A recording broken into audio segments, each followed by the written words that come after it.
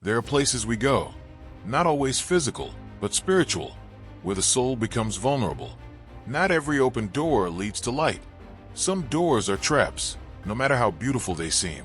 Today, I want to walk you through 7 spiritually dangerous places you should never visit. These are not haunted forests or forgotten ruins, but everyday spiritual conditions that quietly draw us away from the presence of God. Let's begin. Bitterness is not just a feeling. It is a spiritual condition, a prison disguised as protection. You believe you're guarding your heart, but in reality, you are hardening it. See to it that no one fails to obtain the grace of God, that no root of bitterness springs up and causes trouble, and by it many become defiled. Hebrews 12 verse 15. The problem of bitterness is that it grows roots, and those roots don't just stay in your heart, they spread into your mind, your relationships, your walk with God, and before you know it, you're building a theology around your pain instead of your healing. Then there's the land of compromise. This is a soft, slippery place. It doesn't look dangerous. In fact, it feels reasonable, tolerant, accepting. But every compromise of truth is a small lie you agree to live with. Do not be conformed to this world, but be transformed by the renewal of your mind. Romans 12 verse 2. Spiritual compromise is when we start adjusting the gospel to make room for our sins, instead of adjusting our lives to make room for the gospel. It's a silent drift. No alarms, no warnings. But over time, you look back and realize you're nowhere near the shore anymore. Another dangerous place is the desert of isolation. There's a time for solitude, but isolation is a trap. God calls us to a secret place, not a lonely one. Whoever isolates himself seeks his own desire. He breaks out against all sound judgment. Proverbs 18 verse 1.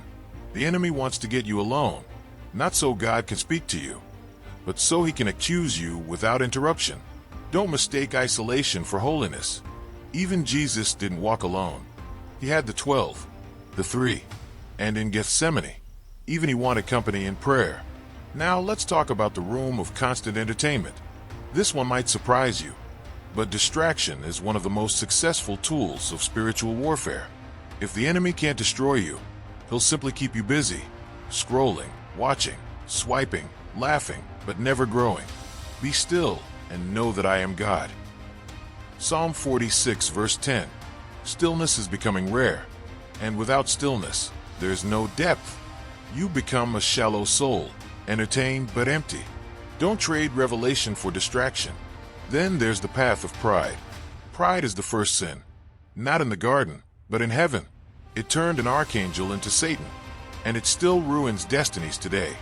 God opposes the proud but gives grace to the humble. James 4 verse 6. Pride is dangerous because it hides in strength. It looks like confidence, success, even spiritual maturity. But pride doesn't need applause. It only needs you to stop listening to God. Be careful also of the market of idolatry. Idolatry is not just statues. It's anything you love more than God, trust more than God, or fear more than God. Little children, keep yourselves from idols. 1 John 5 verse 21. We now sell idols with brand names. We follow them on social media. We obsess over them in our dreams. When something else defines your identity more than your Creator, you're in dangerous territory. And the scariest part? Idolatry always promises what only God can truly give. Finally, beware of the valley of lukewarmness. This is the place where apathy lives, where nothing is wrong, but nothing is burning either. You believe, but you don't burn. You pray, but without passion. You attend church, but your heart is far. Because you are lukewarm and neither hot nor cold, I will spit you out of my mouth. Revelation 3 verse 16. God would rather you be cold than lukewarm. Why? Because cold knows it needs fire, but lukewarm thinks it's fine. It's dangerous because it deceives you into spiritual sleepwalking. These 7 places are not marked on a map. They are spiritual conditions that creep into our lives quietly. But just because they're quiet doesn't mean they're harmless. The good news? You don't have to stay there. Jesus is the way out of every trap. He's the light in every valley, the shepherd who leaves the 99 for the one. And if you feel like you've been living in one of these places, there's grace for you. Come to me, all who labor and are heavy laden, and I will give you rest. Matthew 11 verse 28. If this spoke to your heart, don't just respond. Ask God to search your soul. Share this with someone who may be trapped in one of these spiritual places. Subscribe for more teachings that stir your soul and lead you back to the narrow road. And remember, God hasn't called you to live near the edge of danger.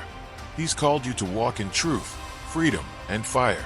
Stay awake, stay aware, and stay close to the shepherd. He restores my soul. Psalm 23 verse 3.